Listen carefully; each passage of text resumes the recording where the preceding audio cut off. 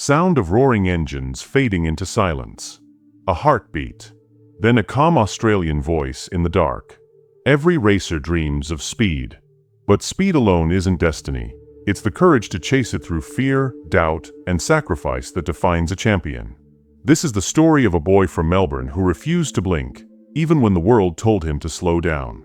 He wasn't the loudest. He wasn't the richest.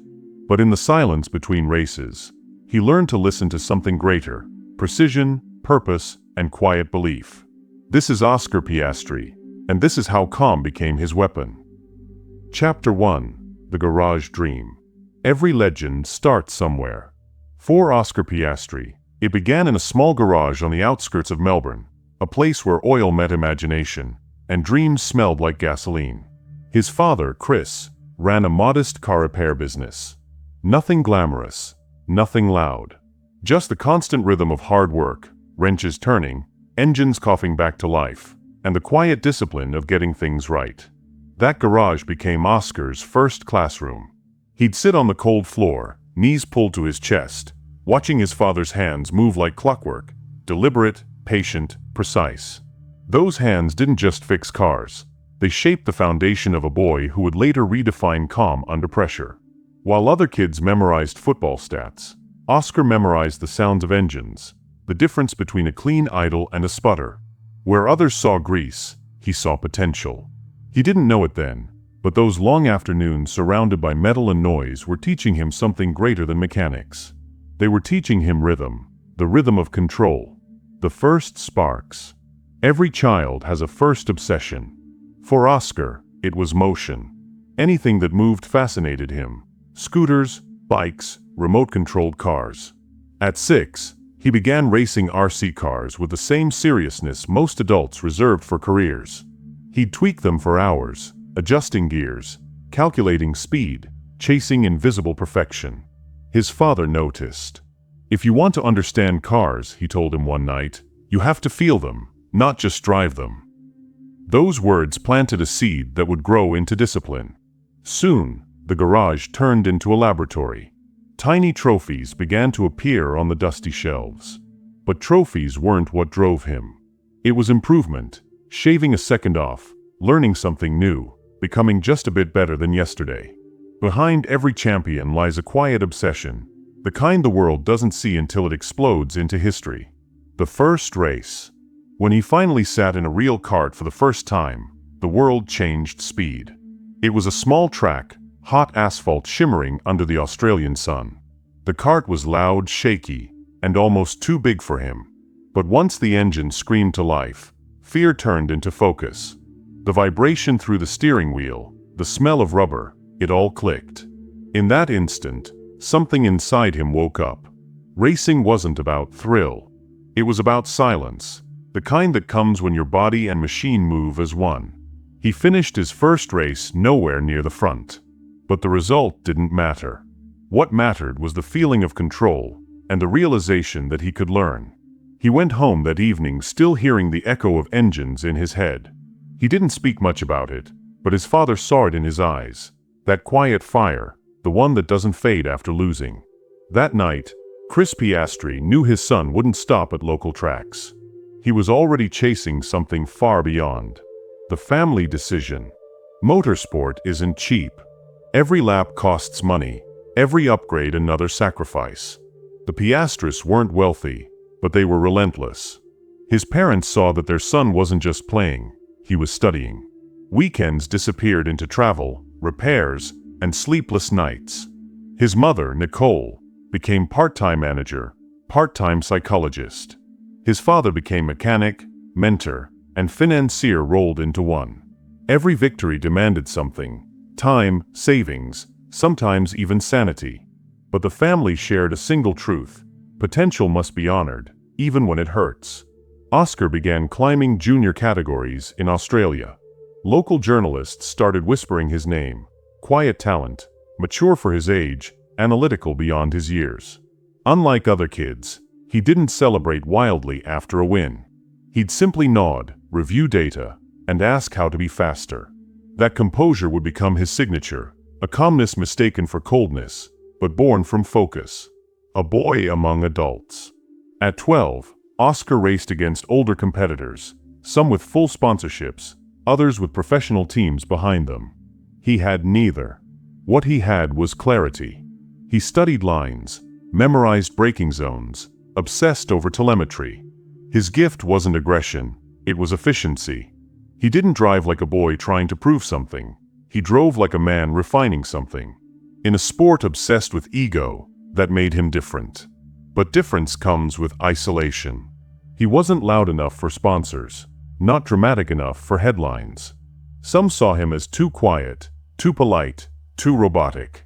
Yet underneath, a storm brewed, one made of data, discipline, and relentless self-belief. Every race was a message. You don't have to shout to be heard. The moment of doubt. Every path of greatness has its shadows. For Oscar, it came when his family realized the limits of what Australia could offer. The tracks were small, the exposure minimal, and Europe, the heart of motorsport, was a world away. To chase the dream meant leaving everything behind: friends, comfort, familiarity. He was only 14. Imagine that moment, standing at the edge of childhood, told that your dream exists on the other side of the planet. The excitement mixed with fear. The unknown ahead, the warmth of home behind. There's courage in speed, but there's even greater courage in distance. The Piastris made a decision. They would go all in. Every resource, every plan, every hope would now revolve around a single mission: get Oscar to Europe. It wasn't glamorous. It wasn't guaranteed. But destiny rarely is. The long night before departure. The night before he left, Oscar packed his bags in silence. His father checked the cart's parts one last time, as if tightening bolts could hold back emotion. His mother folded his shirts, hiding the tremor in her hands. They all knew this wasn't just a trip. It was a transformation. Oscar looked around the small garage that had witnessed his beginnings. The shelves filled with parts, the smell of oil, the faint dust on trophies. He realized this place had built him, not just as a racer, but as a person who understood that progress comes from persistence. He whispered a promise to himself: "I'll make this count." That line, simple and quiet, carried him into the unknown. The seed of precision. Every great driver has a signature. For some, it's aggression. For others, flair. For Oscar, it was precision. That trait didn't come from circuits in Monaco or Monza.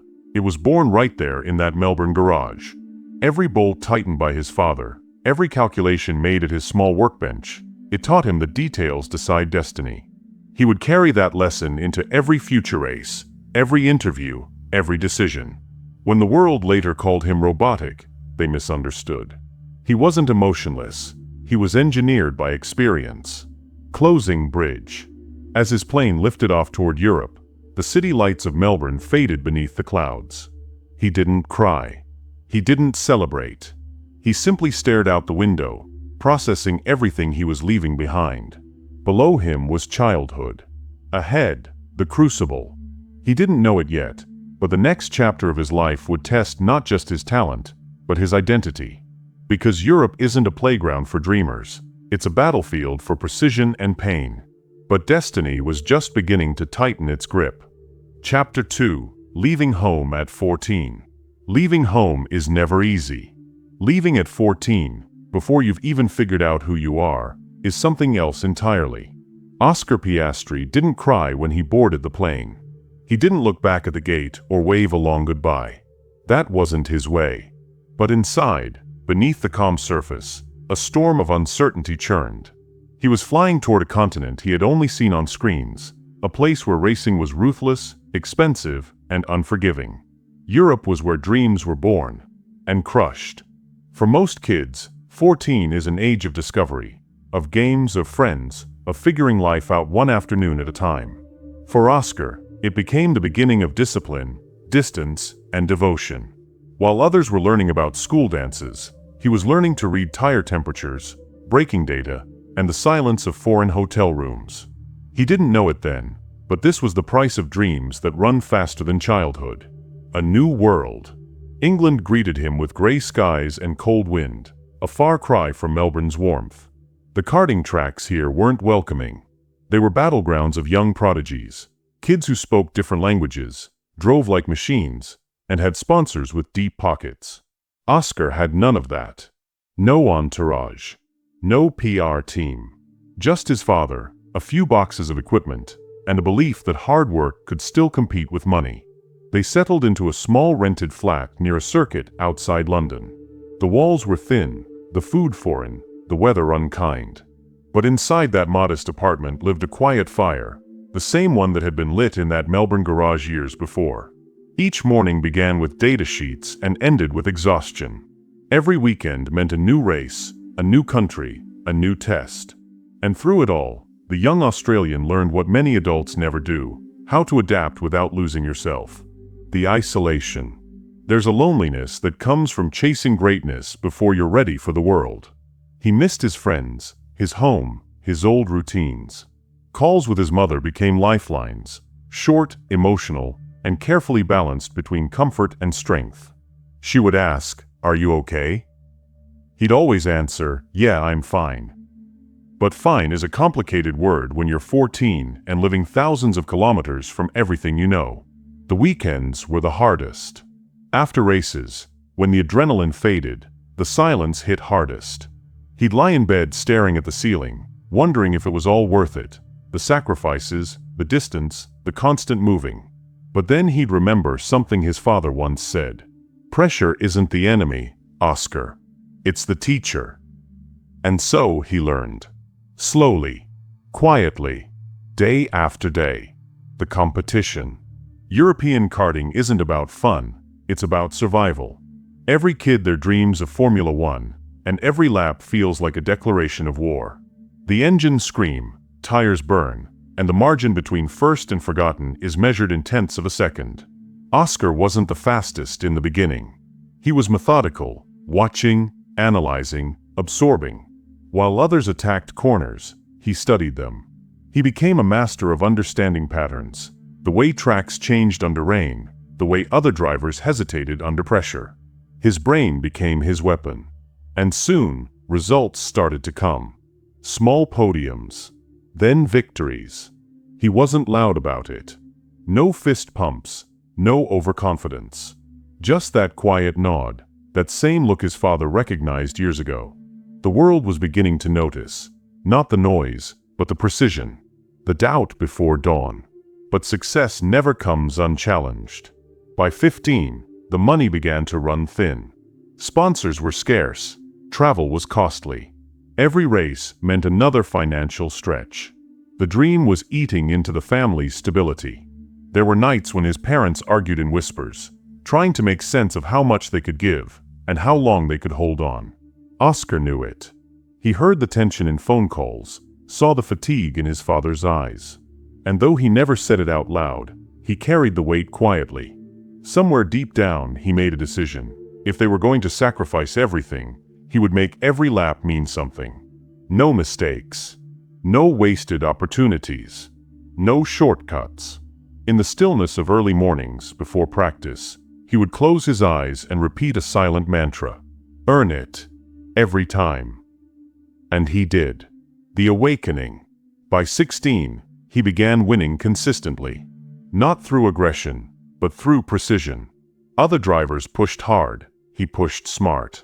His calm demeanor became unsettling to rivals. They couldn't rattle him. They couldn't break his rhythm. In a sport fueled by chaos, Oscar was serenity in motion. Reporters began calling him the quiet assassin. Teams started noticing the teenager who didn't seek attention but demanded respect through results. It wasn't charisma that caught their eye, it was control. But inside, Oscar was evolving in ways even he didn't understand yet. The shy boy from Melbourne was becoming a machine of focus, efficient, emotionless on the surface, yet burning with intensity beneath. And that transformation, from child to competitor, came with a cost. The weight of growing up too fast. There's something unnatural about maturity forced by ambition. Oscar was learning to manage contracts, logistics, and public scrutiny, things most adults struggle with. He learned how to talk to engineers, how to manage fatigue, how to suppress doubt. But in that constant professionalism, pieces of youth were fading. He once said in an interview years later, When you start chasing your dream early, you skip parts of growing up. You learn the world through pressure. He didn't say it with sadness, just understanding. Because to him, that was the trade-off. And he'd pay it again. The family behind the racer. Throughout it all, his parents remained the invisible force. Chris Piastri wasn't just a father. He was a teammate, a mechanic, and a rock. He drove the van across Europe, slept in parking lots, and kept the operation alive through sheer will. Nicole handled logistics, sponsorship letters, and emotional support from afar. It wasn't just Oscar chasing a dream, it was the Piastri family racing against the odds. In one photo from that time, the three stand beside a cart under the gray sky of an English track. No sponsors. No glamour. Just exhaustion and pride.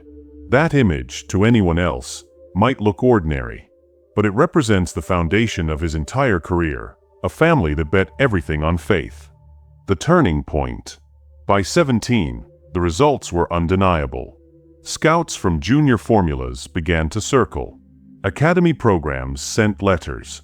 Oscar had done it. He'd built a reputation. But before celebration could begin, another choice emerged. Which path to take? One opportunity would change everything. A chance to move into the highly competitive Formula Renault Eurocup. It would mean even higher costs, harder opponents, and more pressure. But it was the next step toward Formula One. The family deliberated, argued, and hesitated, before finally deciding they would take the leap. It was the moment that turned a promising kid into a professional driver.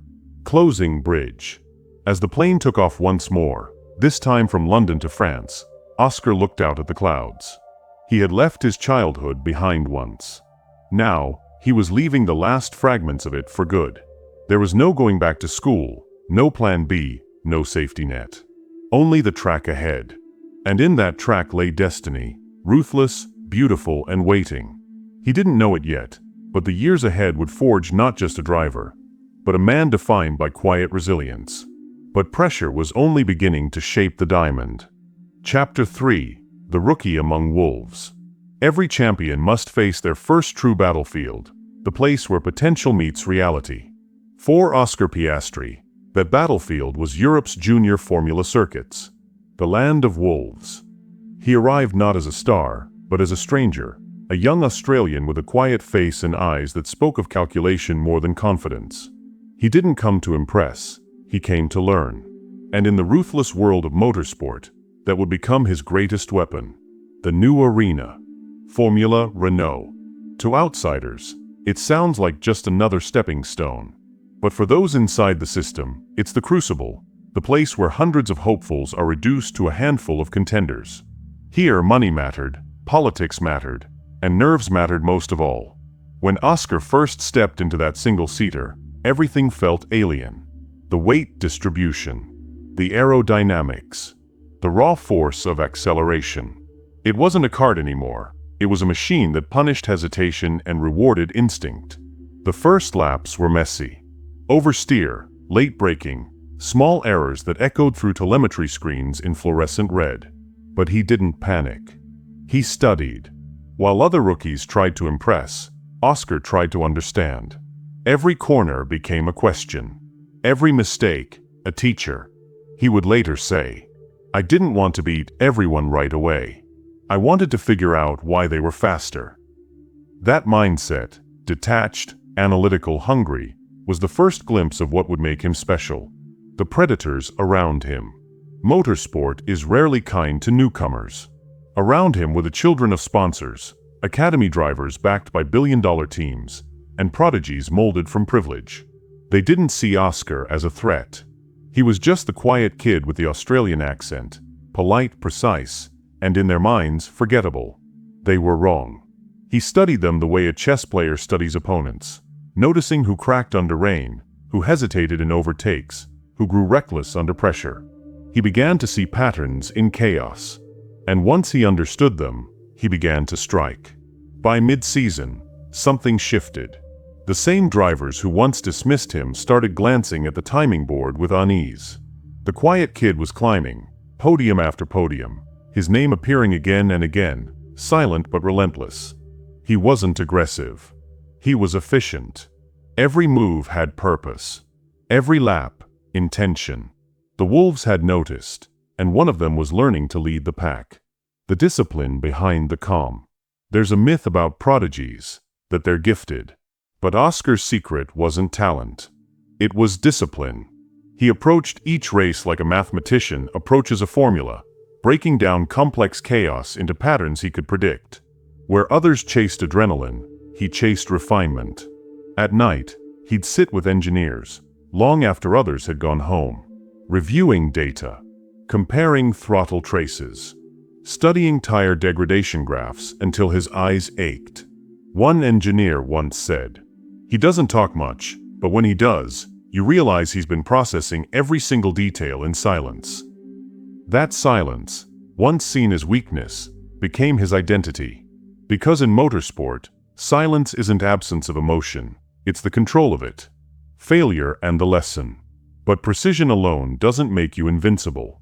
And in motorsport, fate often strikes without warning. It was mid-season. Wet track. Light drizzle on slick tires. The kind of race where one small error can erase weeks of progress. Oscar had qualified well, started strong, but as rain thickened, grip vanished. A small slide, a split-second correction too late, and his car spun violently into the barriers. The engine died. The silence after the crash was louder than the impact itself.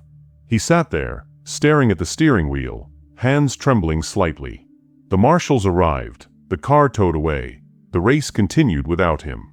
That night, alone in his small apartment, he replayed the footage over and over, frame by frame, corner by corner, until he found the truth, a fraction of throttle too early, a touch of impatience. He didn't curse. He didn't throw anything. He just nodded. Because in his mind, every mistake was a map. Failure, he said later, isn't the opposite of success. It's just data. The turning point.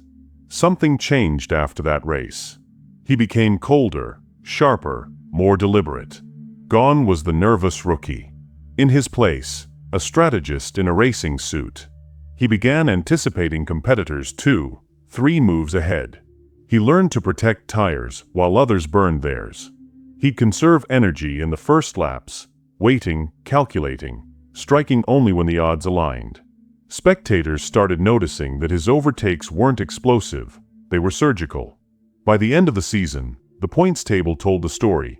Piastri, once overlooked, now stood among the leaders. And with that came whispers, from engineers, commentators, even rival teams. There was something about this kid. Something unsettling. He wasn't driven by emotion.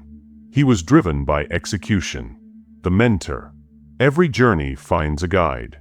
For Oscar, that came in the form of a veteran engineer named Marco, a man who had seen hundreds of young racers rise and vanish.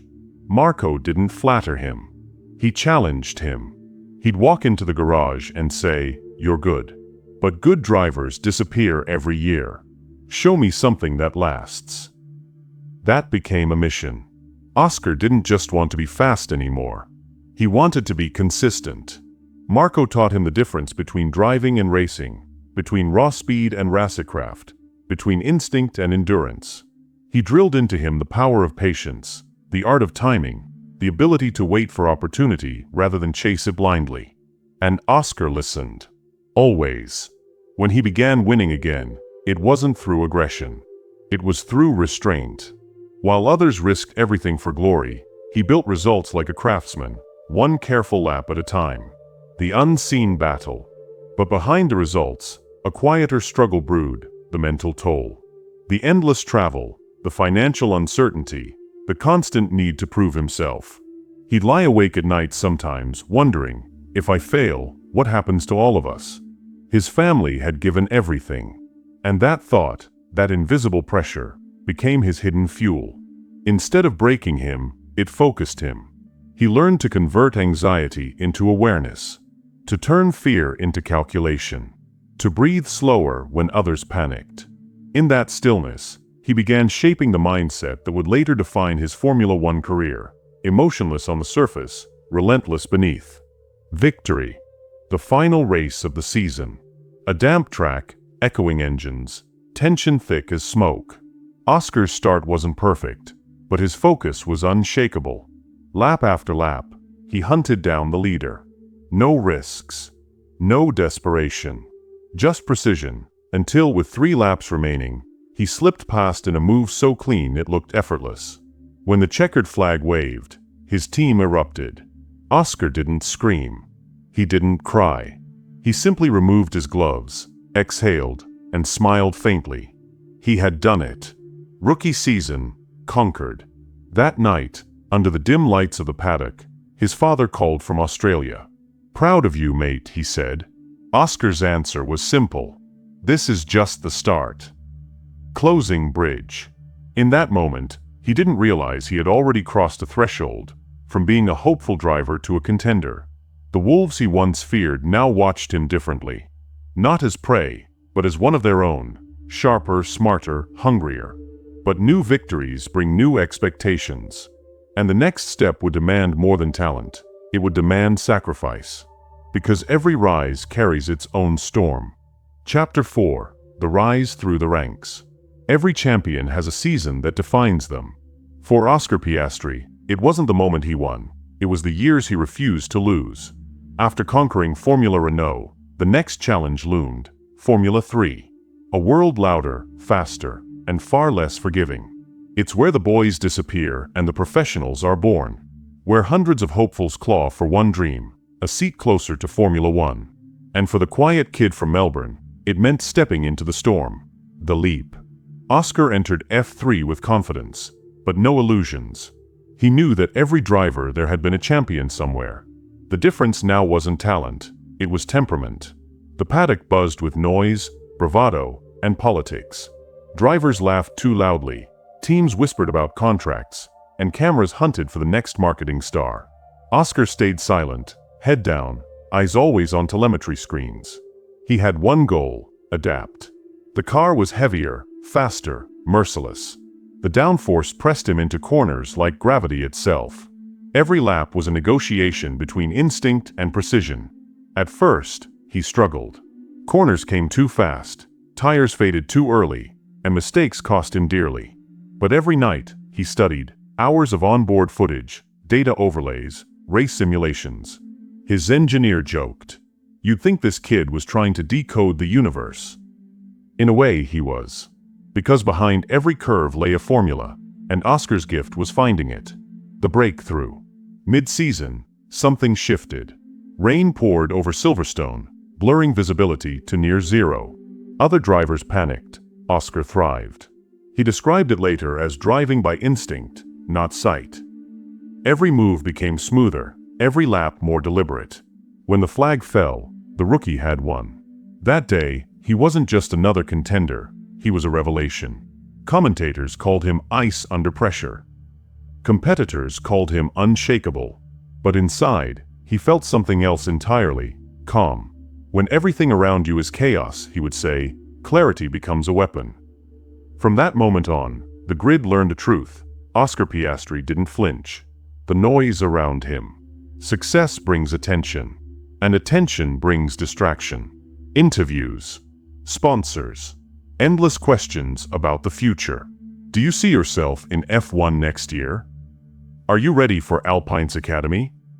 He'd answer politely, never promising, never speculating. His focus remained brutally simple: the next corner, the next lap, the next point. But not everyone appreciated his quiet confidence. Rivals whispered that he lacked personality, that he wasn't marketable. As if charisma could win championships. Oscar ignored it all. He knew something they didn't. Results speak louder than noise. And week after week, those results came.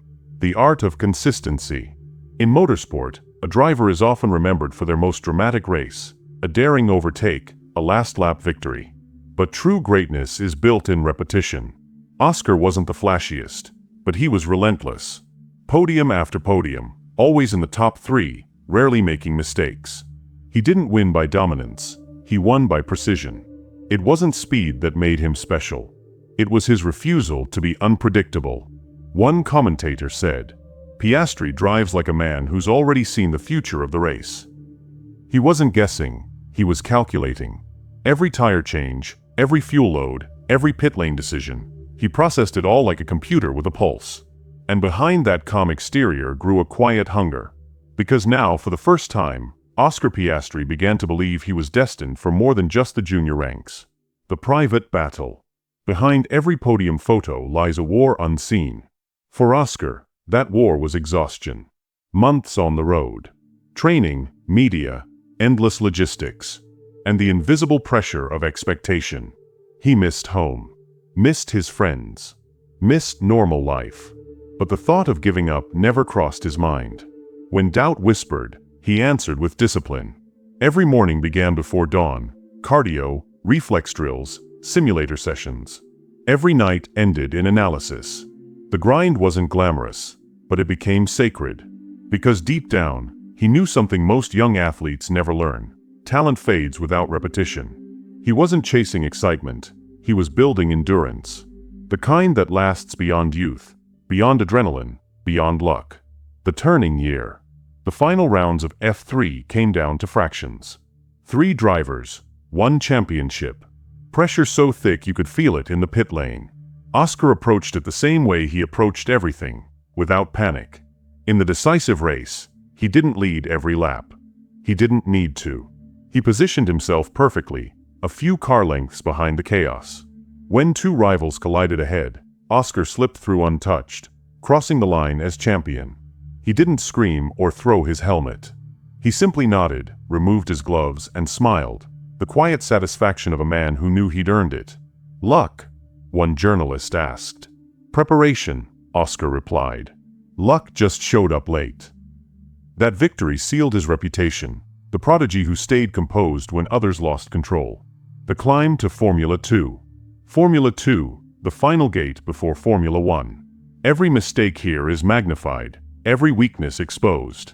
It's the arena where potential is either fulfilled or forgotten. Oscar arrived carrying a label, the future of Australia.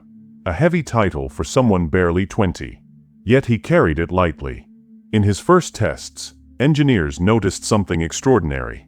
He could feel mechanical grip changes down to the millimeter, sense a tire's drop off by instinct. One crew member said, "He drives like he's listening to the car whisper." And soon, that whisper turned into dominance. Within months, he began fighting veterans, not with aggression, but intelligence. His overtakes were clean, his strategy impeccable. By mid-season, the rookie was leading the championship. People started asking if he was too calm. They mistook composure for detachment. But they didn't understand. For Oscar, emotion was fuel best burned in silence. The double triumph. Winning F3 and F2 back-to-back is rare. Almost unheard of. It means total control, physical, mental, mechanical. Oscar achieved it. In Formula 2, he didn't just win, he dominated. Pole positions, sprint victories, flawless starts. He was unstoppable and unbothered. While rivals cracked under expectation, he thrived under precision. When he finally clinched the title, he stood on the podium under the winter sun, face half hidden by his cap. Reporters shouted questions about Formula 1, but his answer was measured. If I've done enough, the right door will open. He didn't know that door would take time and controversy to arrive. The calm before the storm. After back-to-back championships, most drivers are promoted immediately. Oscar wasn't. He found himself on the sidelines. No race seat, no guarantee. For the first time in years, speed wasn't the answer. Patience was. It was an unfamiliar kind of challenge, one fought not on asphalt, but in the mind. The waiting, the uncertainty, the whispers in the paddock that maybe his rise had come too fast. But he stayed the same. Quiet, grounded, focused. He trained harder, studied longer, and waited for the right opportunity, not just any. Because Oscar Piastri had learned one truth better than anyone else.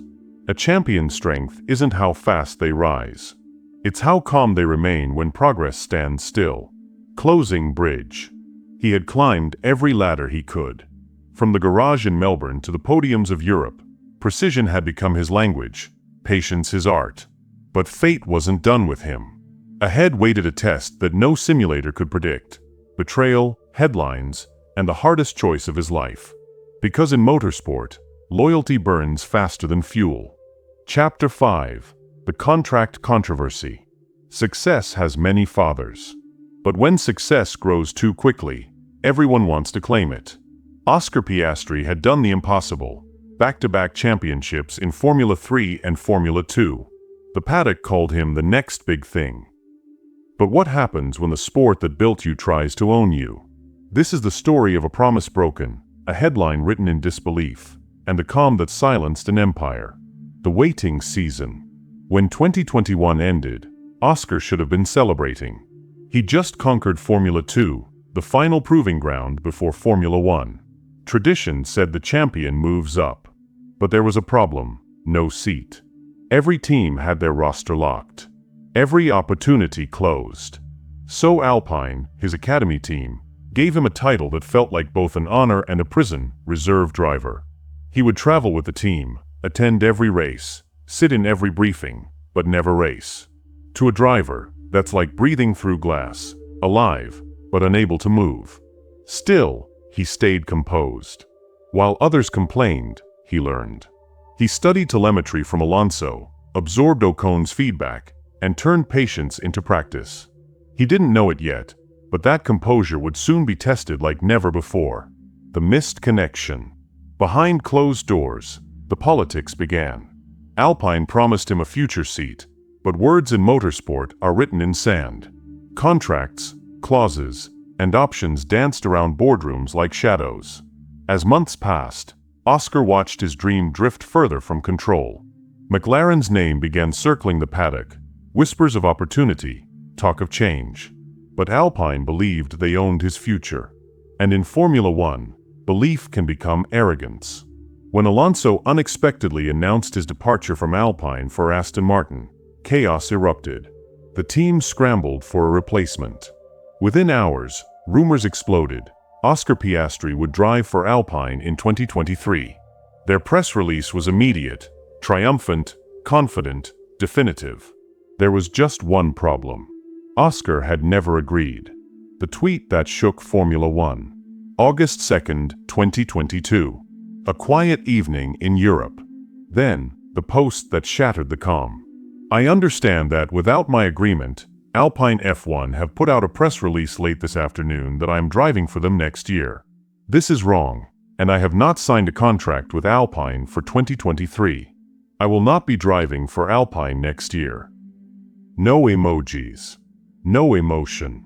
Just cold, precise truth, fired into the digital world like a missile.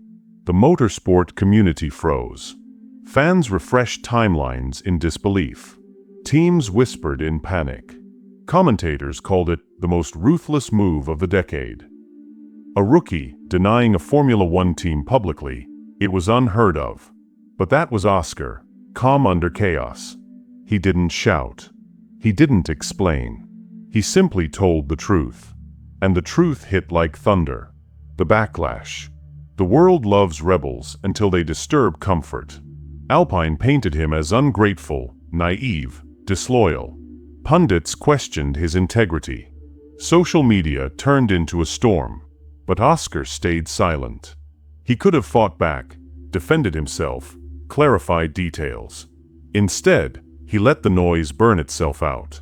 Because he knew something the public didn't. He wasn't acting on impulse. He was acting on principle. Behind the scenes, McLaren had already approached him with a genuine offer, a real seat, real trust, and a chance to race. And the documents Alpine claimed to have were, legally, air. He had played within the rules. It was the system that hadn't. The arbitration. The FIA's Contract Recognition Board, Motorsports Courtroom, convened to settle the chaos. 4 judges. 2 teams. 1 young driver in the middle. 4 days, lawyers dissected every clause, every signature, every silence. It wasn't about engines or lap times anymore. It was about power. Alpine insisted he belonged to them. McLaren argued otherwise. And Oscar waited, calm, quiet, unshaken. When the verdict came, it was unanimous. The contract binding Oscar Piastri to Alpine never existed. Freedom, signed and sealed. The lesson. That victory wasn't measured in trophies, but in autonomy. Oscar had done something rare in Formula One. He had said no to a giant, and won. He didn't celebrate publicly. No victory posts, no mockery, no interviews dripping with revenge. Instead, he issued a short statement. "I'm grateful for the opportunities I've had, but my future is with McLaren." That was it. No drama. No bitterness. Just direction. Because for Oscar, this wasn't rebellion. It was clarity, the same precision he used on track, now applied to life itself. He had learned that silence, when backed by truth, is louder than outrage. The world reacts. The fallout was immediate. Fans split into factions, some calling him cold, others calling him courageous. Pundits debated whether he'd survive the politics he'd just defied. But through the noise, one thing became clear. The rookie had just rewritten the script. Formula One wasn't just about cars and speed, it was about power. And Oscar Piastri had proved that even the quietest driver could shift that balance. For months, his name trended on every motorsport site. The controversy made him famous before he'd even started his first Grand Prix. But fame wasn't what he wanted. He wanted a seat, a car, a chance to show that his calm wasn't cowardice, it was control. The first day in Papaya, McLaren welcomed him with open arms and pressure. The papaya orange suit symbolized history, legacy, and expectation. He wasn't just replacing a driver, he was inheriting a lineage. Walking through McLaren's factory for the first time, Oscar felt the hum of engines, the ghost of legends. Senna, Prost, Hamilton, their names etched in every corner. He didn't feel intimidated. He felt invited. But he also knew this. In Formula One, loyalty is transactional. You earn respect lap by lap.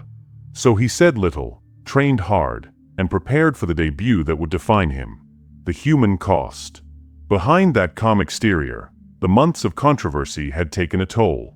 Sleep was short, trust was fragile, and criticism came daily. He missed the simplicity of karting days, when victory was just a race away, not a headline. But his family reminded him of who he was. His father said, "You did what's right, not what's easy. Never apologize for that." Those words anchored him. They reminded him that his journey had always been about integrity, not approval.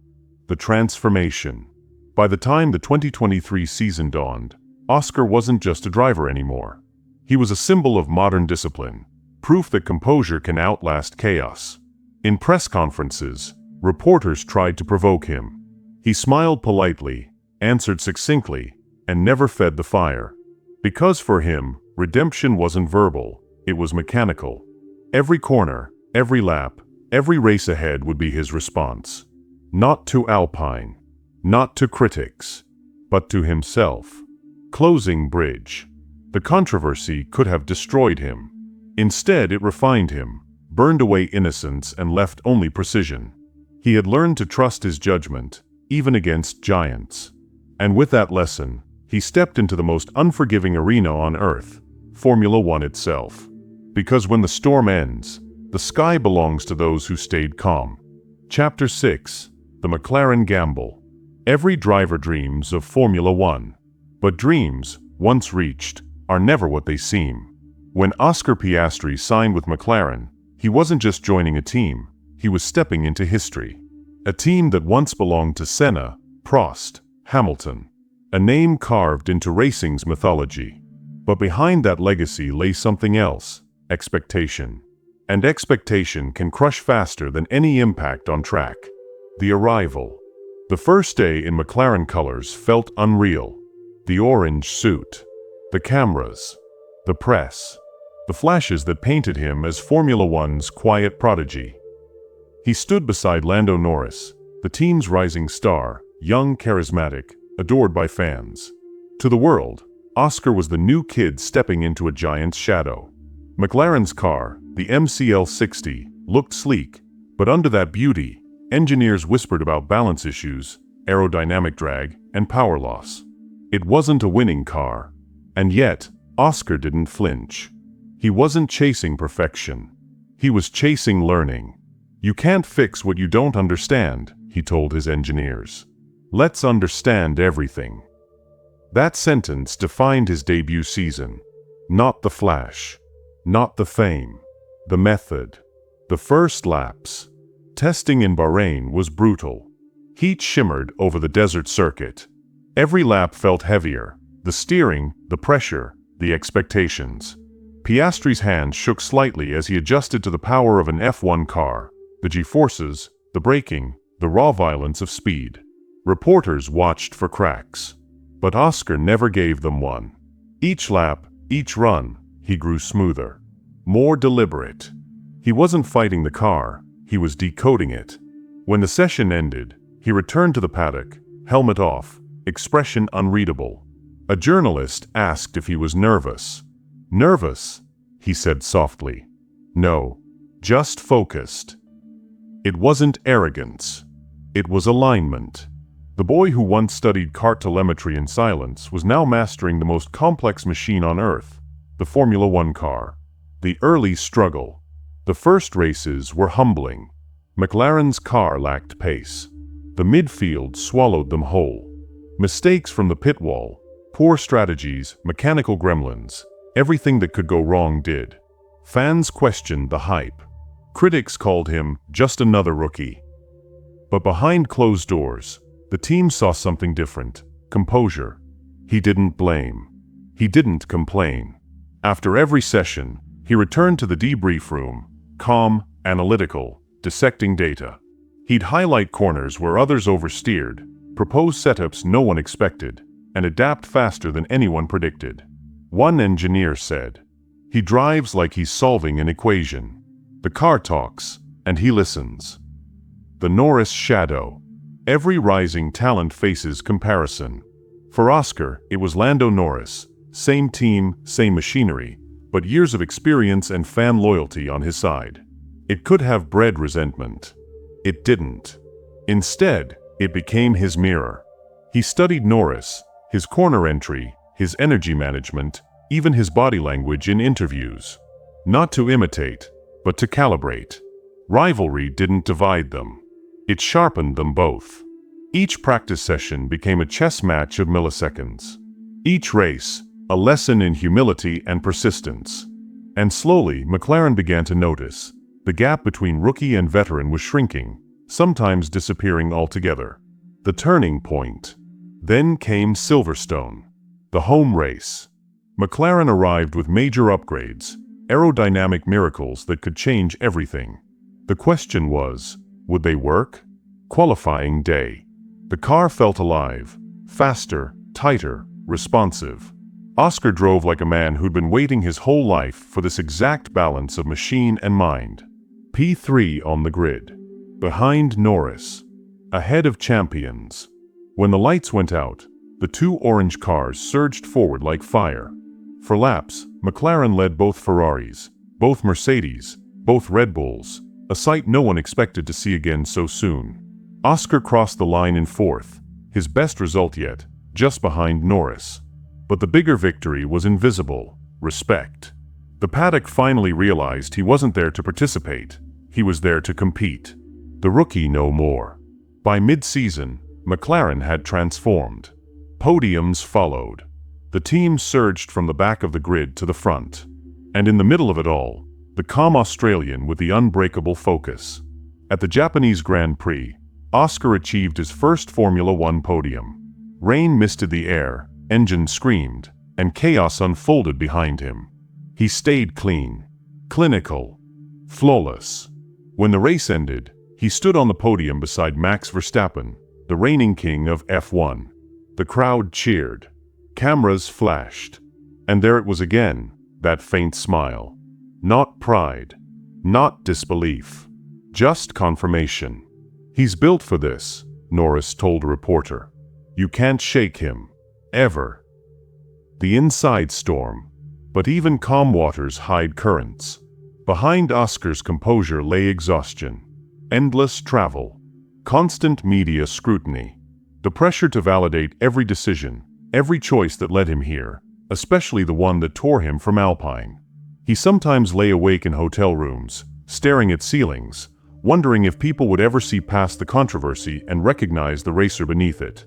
He didn't pray for luck. He trained for endurance. He meditated before each race, breathing in rhythm with the heartbeat of the car. Because for Oscar Piastri, control wasn't something you achieved, it was something you maintained. The team dynamic. Inside McLaren, something rare was forming: trust. Engineers began seeking his input before simulations.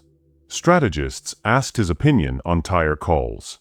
He earned it not through seniority, but clarity. He didn't try to be a leader. He became one by example. In briefings, his tone was calm but sharp. When tension rose, he diffused it with facts, not feelings. He didn't dominate the room, he stabilized it. By season's end, McLaren wasn't just rebuilding a car. They were rebuilding belief, and Oscar was part of its foundation. The new identity. When the cameras caught him outside the garage, walking alone, headphones on, fans waving, he seemed detached. But he wasn't distant. He was focused on what most couldn't see: legacy. He knew Formula One wasn't just about skill, it was about longevity. One bad season, one wrong move, and you're forgotten. He refused to be a headline that faded. So he approached every day like the first: curious, humble, hungry. That mindset, forged in a Melbourne garage, refined through betrayal, was now his armor. The moment of validation. At the Qatar Grand Prix, Oscar's transformation became undeniable. He won the sprint race, his first taste of Formula One victory. The radio crackled with cheers from the pit wall, his engineer shouting, "You did it, mate. You absolutely nailed it." But his response was pure Piastri. Copy. Good job, everyone. No outburst. No emotion. Just focus. Because in his mind, celebration was the end of momentum. Closing bridge. When the season ended, critics fell silent. The rookie had proven himself, not with hype, but with consistency. Oscar Piastri's gamble had paid off. He had turned controversy into credibility, risk into reward. But beneath that victory lay another truth. Every ascent hides another climb. And the higher you rise, the thinner the air becomes. Because even calm can turn to fire when destiny accelerates.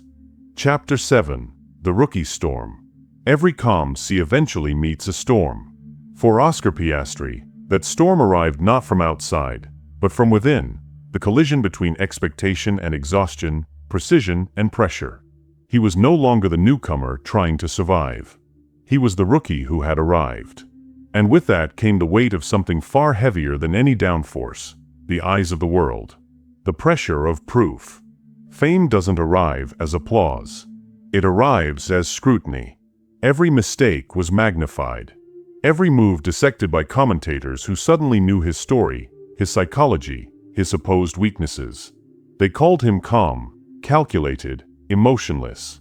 But inside, the season was grinding him down. The travel, the constant analysis, the endless comparisons to Norris. McLaren's resurgence had made the spotlight relentless. Podiums brought glory, but also expectation. The team wanted more, the fans wanted miracles, and the media wanted friction. Oscar gave them none. He answered questions with the same composure he gave corners: clean, controlled, unflinching. But when the lights went off and the garage doors closed, he sat in silence, helmet off, heartbeat heavy, asking himself the question that haunted every young driver who'd made it to the top. Am I good enough to stay? The invisible battle. Motorsport glorifies speed, but it hides struggle. Behind the sponsorships and celebrations, drivers live in a blur of airports, simulators, and physical exhaustion. Oscar was no exception. He woke up each day in a different country, a different time zone, a different version of himself. Interviews, meetings, debriefs, gym, simulator, repeat. There was no stillness, only the sound of engines in his head long after the race had ended. And yet, he never complained. Because complaining doesn't build champions, silence does. He journaled quietly at night. Notes about each track, each lesson, each mistake. Not feelings, data. That's how he processed emotion, through structure. He didn't fight the storm by shouting over it. He studied it until it lost its power. The Norris rivalry. Every team needs balance. McLaren had found it. Two young drivers, both fast, both hungry, both unwilling to yield. Inside the garage, competition turned subtle. Telemetry shared, setups compared, strategies intertwined. Yet beneath the smiles, every tenth of a second was a statement. Lando Norris had been McLaren's golden child, loved by fans, trusted by engineers. Oscar was the intruder who matched his pace far too soon. And while there was respect, there was tension too, the kind born not of hate, but of excellence. They pushed each other to the edge. In one race, team orders told Oscar to hold position. He did, obediently, professionally. But his lap times said otherwise. He wasn't content to follow. He was measuring the gap. The world saw harmony. The data showed rivalry. And in Formula One, rivalry is oxygen. Dangerous, necessary, intoxicating. The fallibility of perfection. Every rookie season has its crack. Oscar's came mid-year, a string of small errors that reminded him of his humanity. A lock-up here. A misjudged corner there. Nothing catastrophic, but enough to sting. Social media turned cruel, as it always does. Overrated. Lucky seat. Just another calm face who can't deliver under fire. He saw the comments. He never replied. He didn't need to, because the racetrack is the only argument that counts. The next weekend, he came back sharper. Qualifying third. Finishing second. Letting performance do what words never could. That's the thing about Piastri. He doesn't rebound with anger. He recalibrates with precision. The media machine. Fame has a way of rewriting your story for you. Articles called him robotic, corporate, a machine without emotion. But those who worked beside him saw something different. Intensity disguised as serenity. During interviews, he spoke with poise. But his hands, if you looked closely, always rested on an invisible steering wheel, fingers twitching in rhythm. He was always driving, even when standing still. In one press conference, a reporter asked, "Oscar, people say you're too quiet to lead a team. Do you agree?" He smiled faintly. "You don't need volume to move fast." The room laughed, but those who understood nodded. That line, short, sharp, disarming, captured him perfectly. He wasn't trying to be liked. He was trying to be understood. The rookie revelation. Then came Qatar, the race that would define the rookie year. The sprint. A short, intense battle under desert lights. Chaos from the start. Verstappen, Norris, Piastri. Three names at the front. Three different destinies colliding. Oscar kept his distance, saving tires, conserving energy. When others lunged, he waited. When chaos unfolded, he sliced through it, surgical, unshaken. Lap after lap, he held the lead. And when the checkered flag fell, he crossed first. His engineer screamed through the radio, "You did it, mate. Sprint winner. What a drive." Oscar's reply, "Copy. Good job, team." No scream. No euphoria. Just acknowledgement, because in his mind, victory wasn't validation. It was confirmation. Proof that calm could win where chaos ruled. That day, the world finally saw what insiders already knew. This wasn't a rookie learning the ropes. This was a strategist disguised as a driver. The mental shift. After Qatar, something changed in Oscar's mind. The doubt was gone. The imposter syndrome evaporated. He stopped seeing himself as a guest in Formula One and began seeing himself as part of its architecture. He started trusting his instincts more, pushing engineers, questioning strategy, fine-tuning his car like a veteran. His calm turned into command. It wasn't arrogance, it was ownership. And that confidence began shaping the future of McLaren itself. The engineers listened differently. The media wrote differently.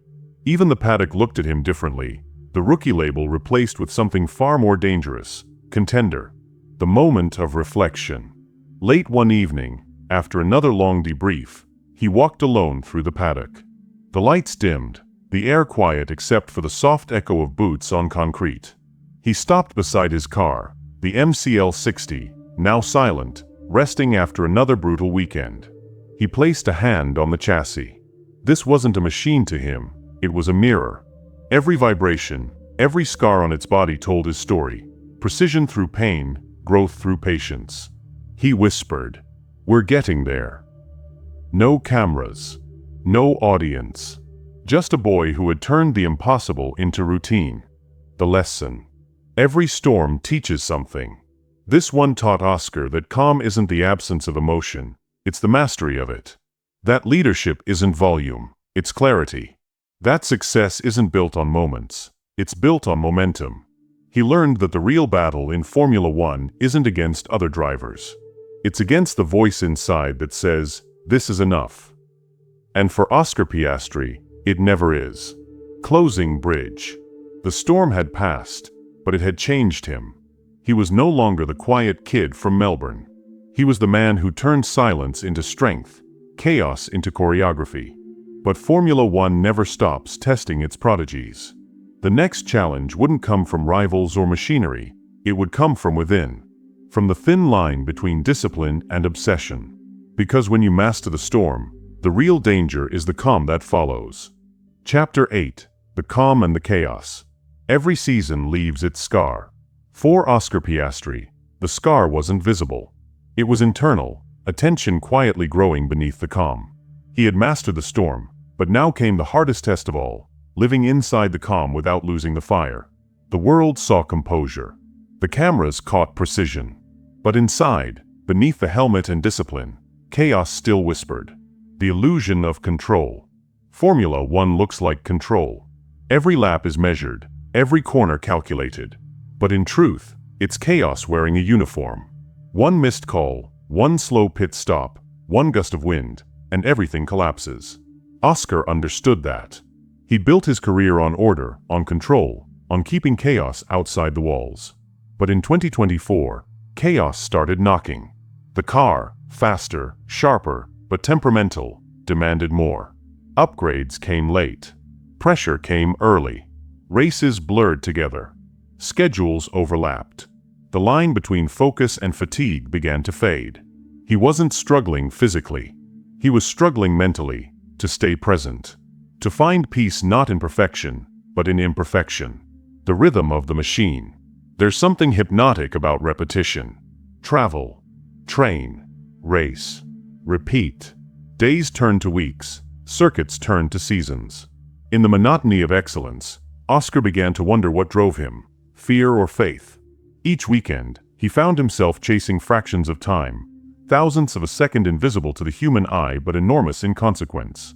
He learned to live in those micro-moments, that half-second between braking and turning, that split instant between doubt and instinct.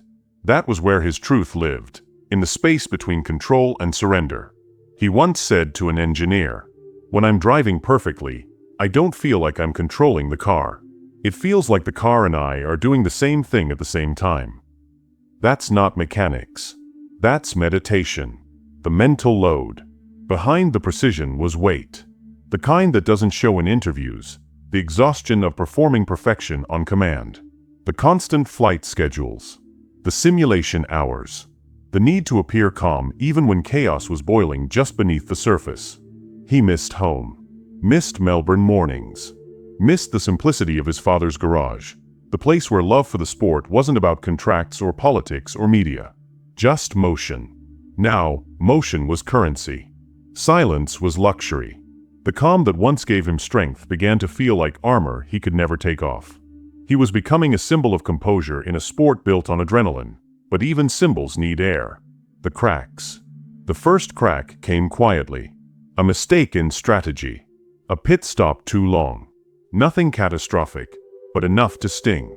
He bit his lip on radio comms, refusing to let emotion spill through static.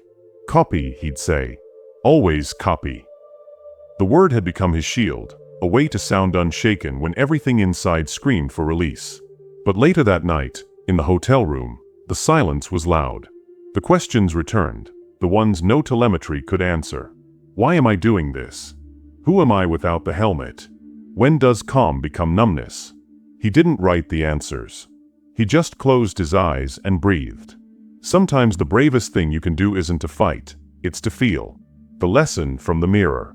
One evening, while reviewing footage from a race, Oscar paused on a still frame, his own reflection in the visor, eyes locked on the horizon. He realized he barely recognized himself. He wasn't the kid who left Melbourne anymore. He wasn't even the rookie who shocked Formula One. He was something else now, a man learning that greatness isn't measured by calm, but by how much chaos you can carry without letting it spill. That reflection became his reminder. Control isn't a destination. It's a discipline. The Lando equation. Inside McLaren, the friendly rivalry with Lando Norris deepened. It wasn't war, it was gravity. Two planets in the same orbit, constantly pulling against each other. Each victory came with double weight, one for the points, one for the pride. Lando's humor met Oscar's stillness. Where one thrived on emotion, the other thrived on silence. Together, they built balance, chaos and calm, storm and structure. There were tense weekends, clashes over strategy, overtakes too close for comfort. But beneath it all, a quiet respect grew. They both knew, iron sharpens iron. In the process, Oscar learned something profound. That competition doesn't have to destroy. It can refine. The inner storm. Fame, success, expectation, they change you subtly. Not overnight, but over seasons. Oscar began to notice how people treated him differently, with deference, with caution. Some saw him as robotic, others saw him as enlightened. Neither was true. He was just human, trying to keep the world quiet long enough to hear himself think. During media days, he'd stare into camera lenses and think about how different they felt from mirrors. Cameras show performance. Mirrors show truth. The difference between the two had never been wider. He started journaling again, not data this time, but thoughts. Short lines like poetry. Discipline is not suppression. Calm isn't peace, it's control. Fire without noise still burns. Those lines became his grounding, words to remind him that emotion doesn't make him weaker. It makes him real. The reconnection. Mid-season, he flew home to Melbourne for a brief break. Just a few days, but enough to feel human again. He walked into his father's garage. The same smell of oil, the same old tools, the same flickering light that had started everything. His father looked up from the workbench, smiled, and said, "Still chasing seconds?" Oscar laughed. For the first time in months, he laughed. The sound foreign, but freeing. In that moment, he remembered. This wasn't about proving he could control chaos. It was about remembering why he wanted to drive through it in the first place. The garage didn't care about fame or podiums. It cared about motion, the pure, unfiltered joy of it. And that joy, forgotten under pressure, returned like oxygen. The return. When he came back to the paddock, something was different. He looked the same, calm, precise, silent. But beneath that stillness burned new warmth. He began smiling more, engaging more. Not because he had to, but because he wanted to. The balance had returned. The chaos hadn't disappeared, he'd just stopped fighting it. He'd learned to let it live beside the calm. The evolution. Oscar's engineers noticed the shift. He drove freer, more instinctively, yet more precise than ever. It was as if the man and machine had found harmony again. He didn't just adapt to pressure, he orchestrated it. Every corner, every braking zone, every radio call carried the weight of someone who had learned that control isn't silence, it's rhythm. By the end of that season, he wasn't just McLaren's promise. He was their anchor. Their quiet force in a sport built on noise. Closing bridge. Oscar Piastri had walked through storms, controversies, rivalries, and silence. He had faced chaos, not by fighting it, but by inviting it in, learning to breathe with it, race with it, live with it. And through that balance, something extraordinary emerged. A driver who understood that composure isn't absence of fire, it's the form fire takes when it learns discipline. But destiny wasn't finished yet. The next chapter wouldn't be about calm, it would be about conflict. Not from the world, but from within. Because every man who masters chaos eventually meets himself in the mirror of purpose. Chapter 9. The Battle Within.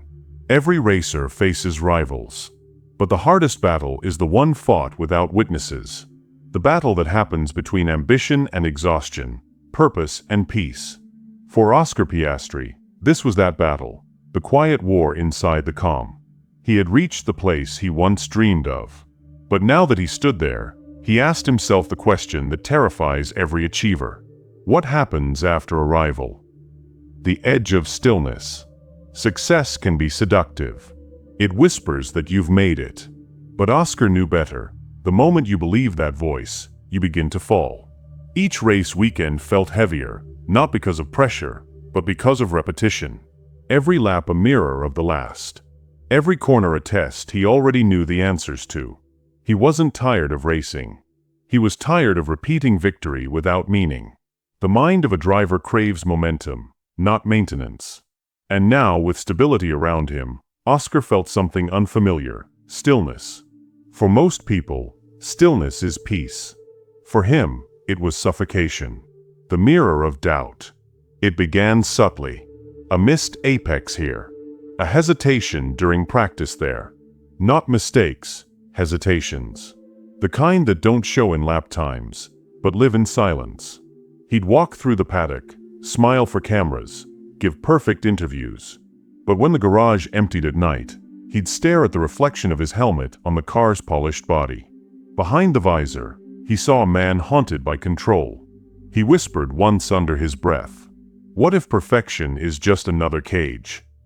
The thought scared him, because Oscar had built his entire identity around precision.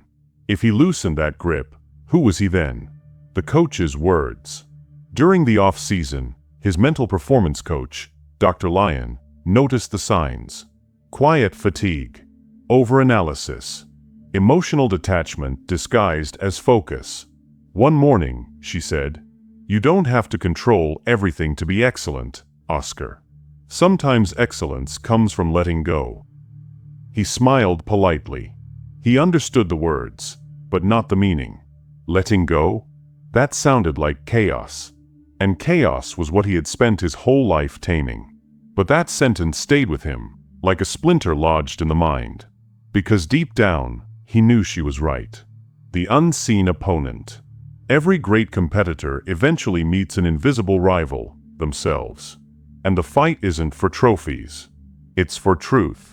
Oscar realized his challenge wasn't speed, or rivals, or pressure. It was balance. He had mastered focus, but forgotten freedom. Mastered control, but lost spontaneity.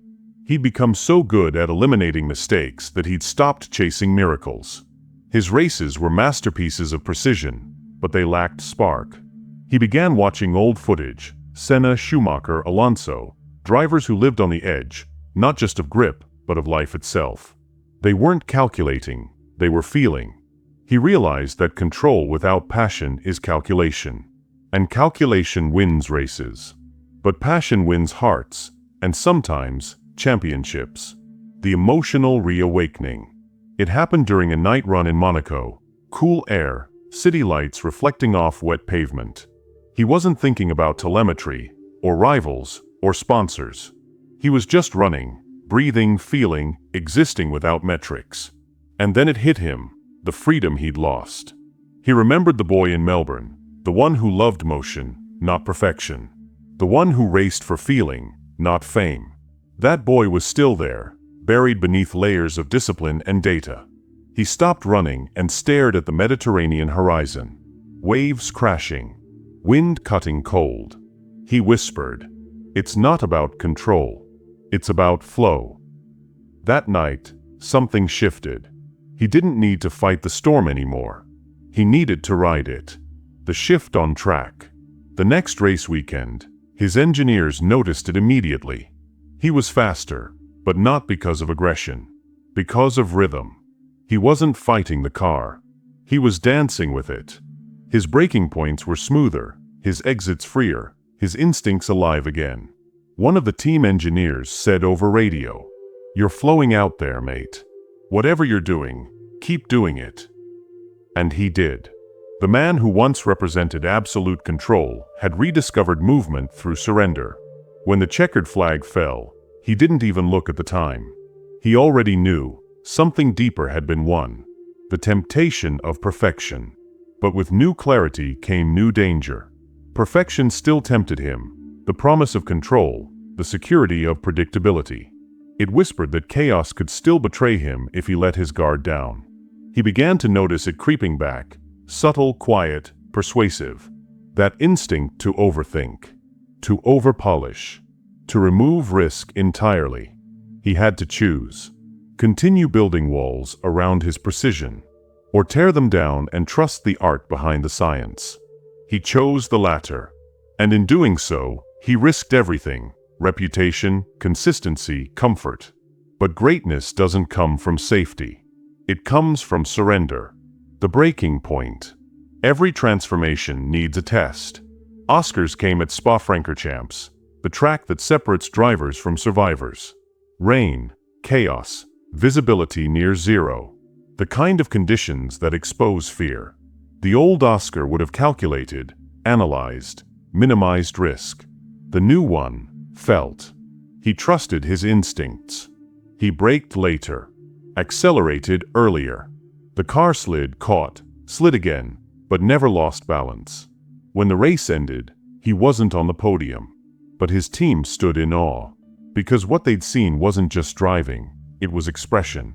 It was the moment the boy from Melbourne became the man who understood his purpose. The conversation with his father. Weeks later, back home, Oscar visited his father. The garage looked the same, cluttered, familiar, sacred. They didn't talk about championships or contracts. They just talked about racing. His father said, "You always wanted to make it perfect, didn't you?" Oscar smiled. "Yeah, but I think I finally learned that perfect isn't the goal." "Then what is?" He paused. "Peace. Not the quiet kind. The kind that moves." His father nodded, a mechanic's understanding of philosophy.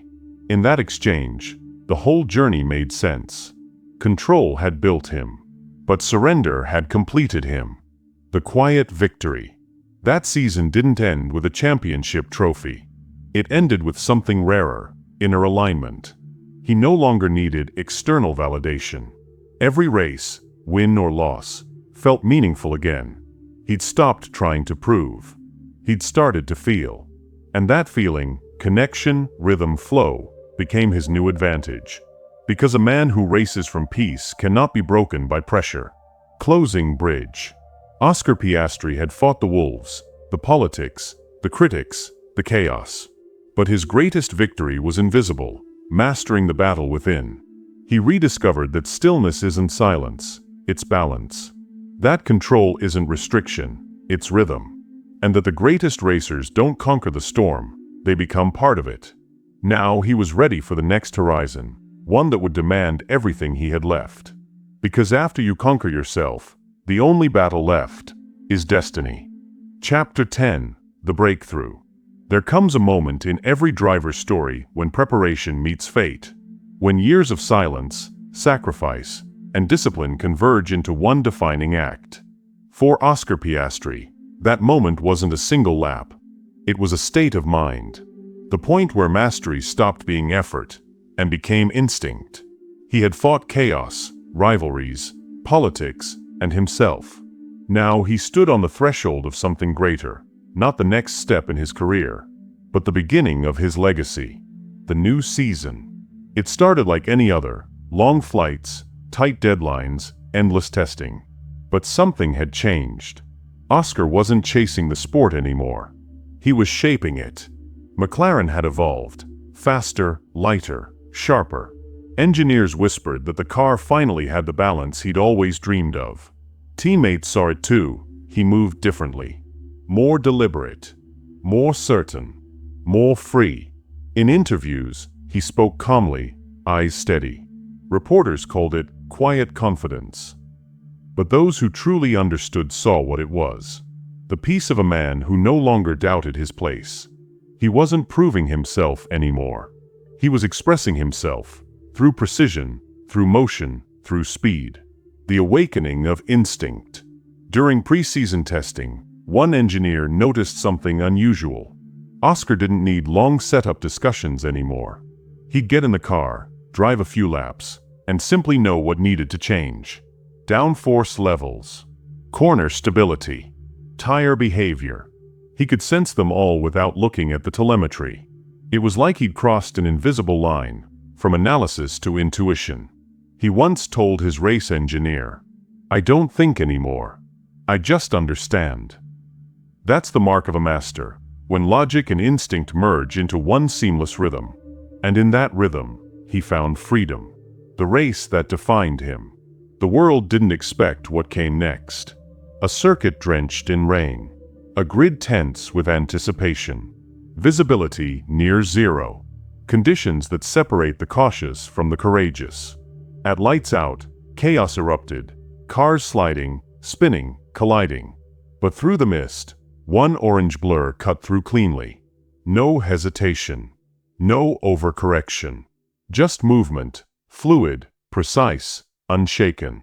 It was Oscar, and for the next 90 minutes, he delivered the drive of his life. Every braking zone perfect, every line measured, yet fearless. It wasn't aggression.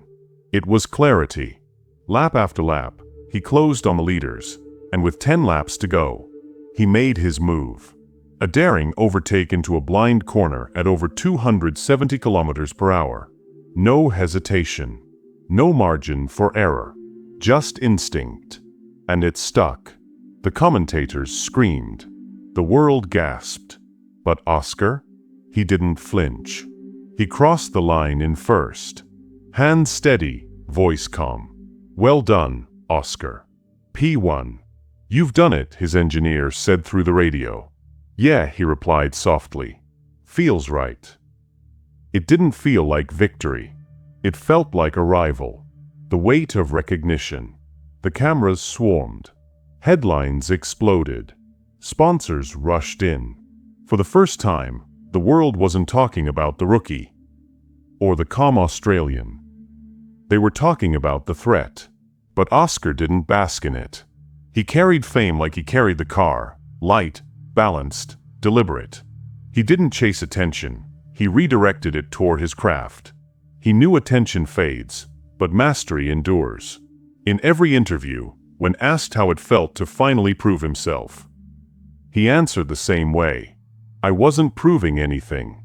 I was remembering what I've always known." The McLaren revival. Inside the McLaren garage, the energy shifted. Confidence spread. The team that once doubted now believed. Oscar's focus became contagious. His precision, his calm, his relentless drive for perfection. Engineers began describing his feedback as surgical. Lando Norris called him the best teammate I've ever had. Not because Oscar was loud or dominant, but because he raised the standard for everyone around him. He led without trying to lead. The kind of quiet leadership that speaks not through words, but through presence. And McLaren, reborn through his consistency, began to rise again. Podiums turned into victories. Momentum became movement. And once again, orange began to matter in Formula One.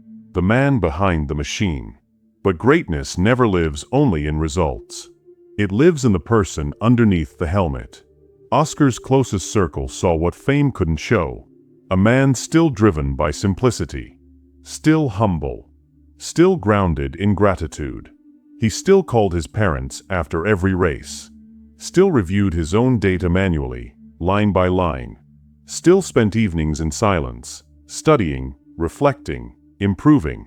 He wasn't chasing dominance. He was chasing understanding. And that made him dangerous. Because a driver who races to learn never stops getting faster. The rivalry reborn. With success came a familiar echo, competition. The grid was evolving. Champions felt threatened. Younger talents wanted his crown before he'd even worn it.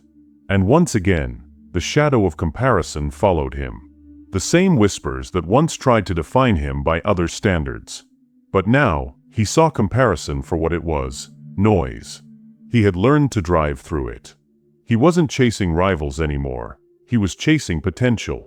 He said in one interview, "You can't outdrive someone else's story. You can only complete your own." That line would later become a quote repeated across the paddock. The philosophy of a man who turned introspection into speed. The transformation.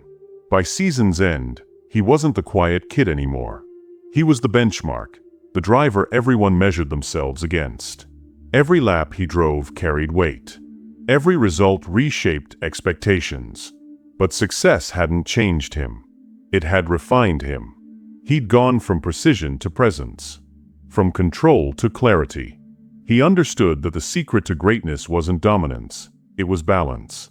The ability to be fierce and graceful, analytical and instinctive, calm and on fire, all at once.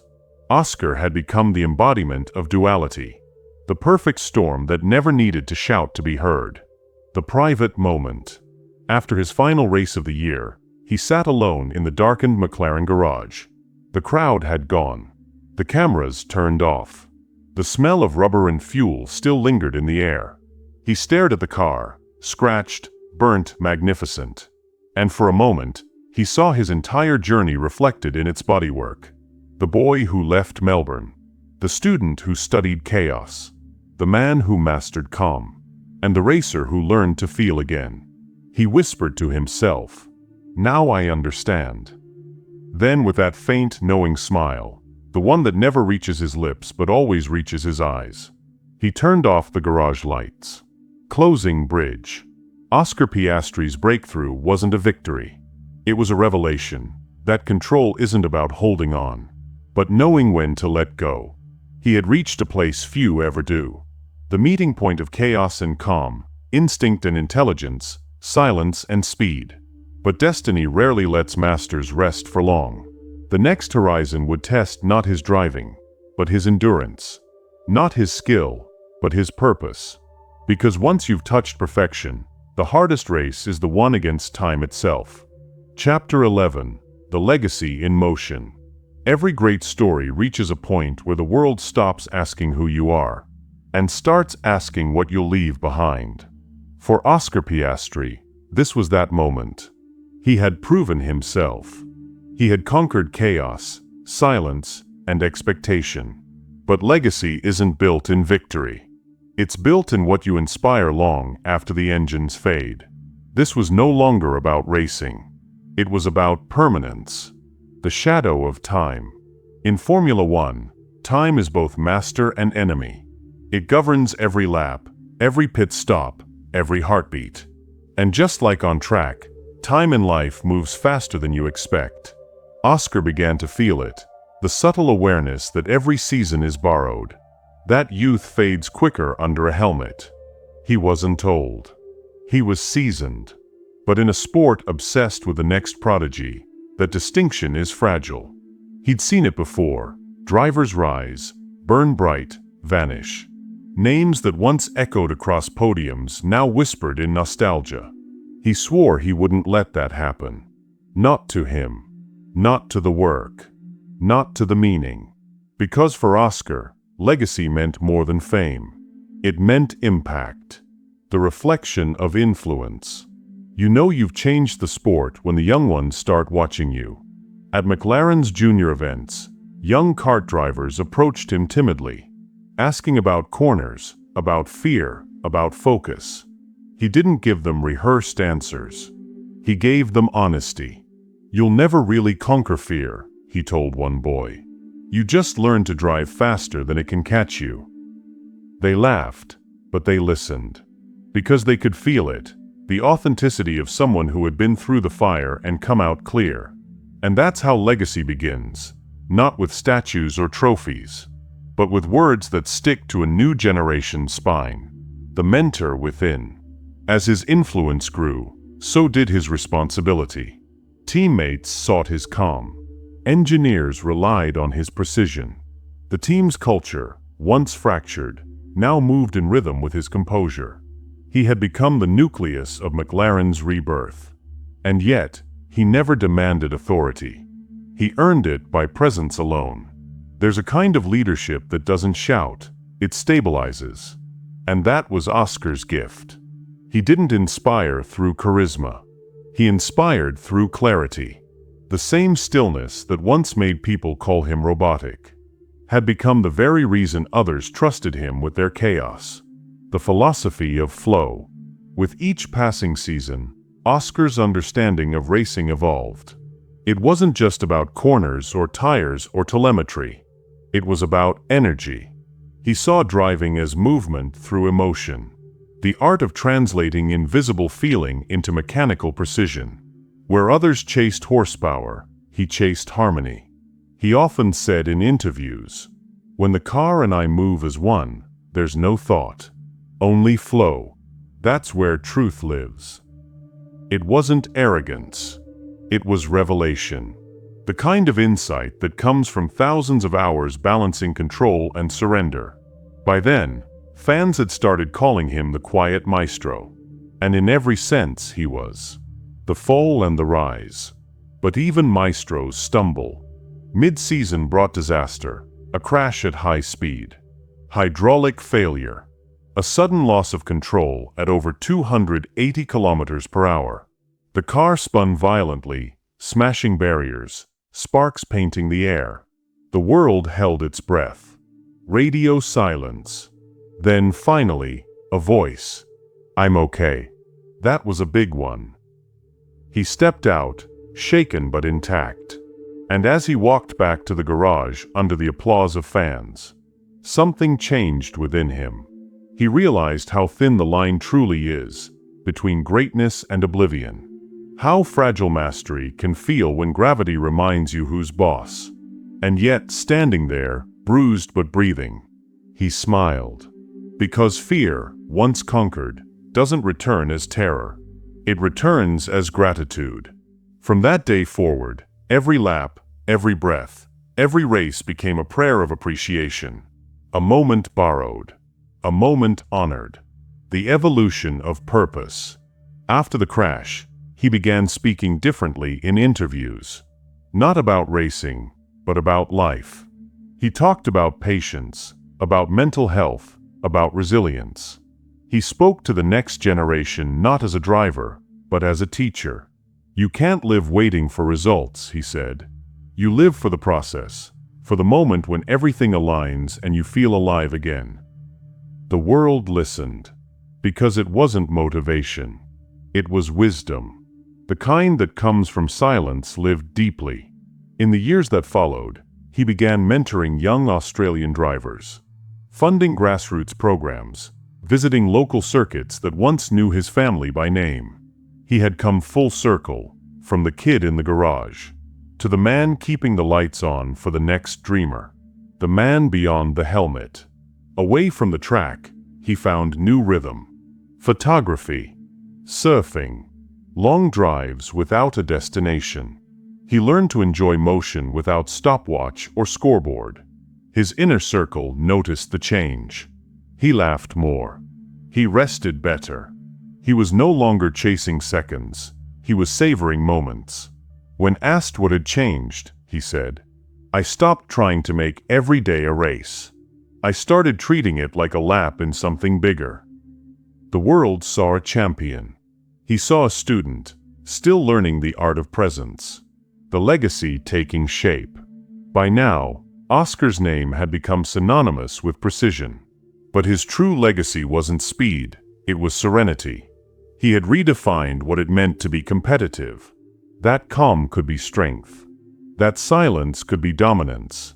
That discipline could be art. Young drivers began copying his demeanor. Measured speech, steady composure, sharp focus. They weren't just emulating a technique. They were inheriting a philosophy. And that's when Oscar realized, legacy isn't something you leave behind. It's something you set in motion. The quiet evening. One evening, years later, he returned again to Melbourne. No cameras. No crowd. Just him, his father, and the hum of the old garage light. The same smell of oil. The same concrete floor. The same stillness that began it all. His father handed him an old photo. A boy holding a small cart, grin wide, eyes fearless. Oscar studied it for a long time and whispered. He had no idea what was coming. His father smiled. He didn't need to. He just knew he loved it. They both laughed, softly, knowingly. And for the first time in years, Oscar felt not the weight of destiny, but the warmth of completion. Closing bridge. Oscar Piastri's story is not one of noise, rebellion, or spectacle.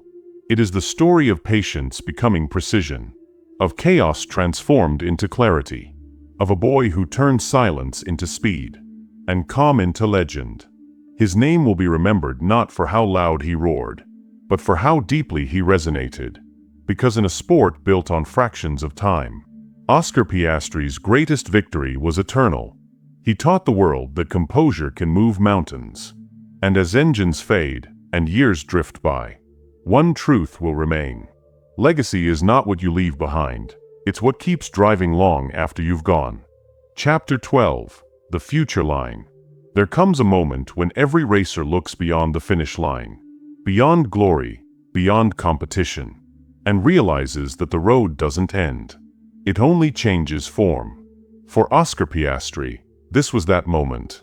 Not the end of his journey, but the quiet beginning of what would outlive him. The future line. The horizon ahead. The world knew him as the calm storm, the mind that moved with precision through chaos. But Oscar knew something deeper. Speed fades. Fame dissolves. Only purpose remains. And purpose was calling again. Not through noise, but through vision. He began to see Formula One not just as a competition, but as a classroom. A reflection of humanity's desire to go faster, further, smarter. It wasn't just about machinery. It was about evolution. Every lap, he once said, is a chance to understand something new, not just about the car, but about ourselves. The legacy beyond the wheel. After years of relentless motion, Oscar found himself thinking about impact. What did it mean to leave a mark that mattered? Not just a name on statistics, but a principle that lived in others. He began working quietly on projects that had nothing to do with racing. Mentorship programs for young drivers, engineering scholarships for underprivileged students, initiatives in sustainable motorsport technology. He wanted the next generation not to inherit his fame, but his mindset. Calm, clarity, commitment without noise. His philosophy spread through workshops, documentaries, conversations. He wasn't preaching greatness. He was teaching awareness. And awareness, he believed, was the highest form of speed, the philosophy of continuation. He once explained it like this: momentum doesn't end at the finish line. The car stops, but what it taught you keeps moving. That belief became his compass. He began writing notes, short reflections on performance, discipline, and patience. Those notes would later form the foundation of a book titled The Flow Within, a meditation on precision, emotion, and purpose, lessons not just for racers, but for anyone navigating the chaos of modern life. Critics called it poetic. Readers called it peaceful. But for Oscar, it was just the truth, distilled in motion. He had turned his life into a language others could understand. The return to the core. Years later, he returned once again to his roots. The same circuits that had shaped him, not as a competitor, but as a guide. He walked through karting tracks where the air smelled of oil and youth. He spoke to kids who reminded him of himself. Quiet, curious, hungry. One asked, "How do you know if you'll ever make it?" Oscar smiled. "You don't. You just drive like you already have." That sentence spread through racing communities across the world. Because it wasn't about arrogance. It was about faith. Faith in motion. Faith in progress. Faith that every turn, win or lose, leads you where you're meant to go. The night at Suzuka. There's a story his engineers still tell. Years after his prime seasons, Oscar returned to Suzuka for an exhibition run. A ceremonial lap under the Japanese night. No crowd. No stopwatch. No pressure. Just a man and his machine. He rolled the McLaren onto the circuit one last time. The headlights cut through mist. The air trembled as the engine rose. And as he drove through the iconic curves, Degner, Spoon, 130R. Something strange happened. He began to feel time dissolving. The years between the boy in Melbourne and the man in Suzuka collapsed into one eternal moment of flow.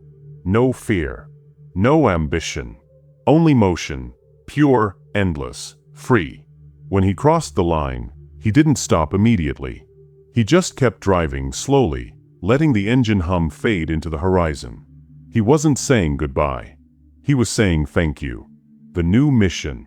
In the seasons that followed, Oscar took on a different role. Consultant, mentor, philosopher of motion. He collaborated with engineers on developing next-generation racing simulators, focusing on mental performance as much as mechanical. He taught young racers that speed was not the absence of fear, but the mastery of it. That emotion didn't weaken a driver. It refined their awareness. He once told a new recruit, "The car doesn't need you to be fearless. It needs you to be present." Those words became a mantra across the McLaren Academy, engraved into the training room wall in silver letters. The eternal lesson. As years passed, his story evolved into something mythic. Fans spoke of his precision. Drivers quoted his philosophy. Commentators referenced his calm under chaos as if it were an art form. But those closest to him knew the truth. He was never chasing perfection. He was chasing understanding. The world will remember the podiums, the victories, the McLaren comeback. But the deeper legacy lives in the invisible. In every young driver who learned that greatness isn't loud. It's steady. The final reflection. One evening, long after the circuits had gone quiet, Oscar sat alone by a coastal cliff near Lorne, the ocean stretching out endlessly before him. He watched the waves, rising, breaking, reforming, always moving, always beginning again. He smiled and said softly, "It's all just flow." Then he closed his eyes, hearing the echo of engines in the wind, not as noise, but as memory, not as farewell, but as continuation. Because some stories don't end. They expand. They ripple through others. They keep moving, just like motion itself. Epilogue. The future line. The boy from Melbourne became a mirror for the modern racer. Proof that stillness and fire can coexist. That humility can be armor. And that true speed comes from peace. Oscar Piastri's journey was never about becoming a legend. It was about becoming whole. And now, long after his final lap, his philosophy continues. In data, in mentorship, in memory. A living current in the river of Formula One. Because legacy isn't the finish line. It's the future line. The invisible road that others continue to drive. Long after you've taken your hands off the wheel. Oscar Piastri reminds us that the loudest victories are often born in quiet minds. That talent means little without patience. That humility, discipline, and focus can turn a whisper into thunder. In a world that glorifies noise, his calm became rebellion, and his precision poetry. Because greatness doesn't always shout. Sometimes, it simply drives.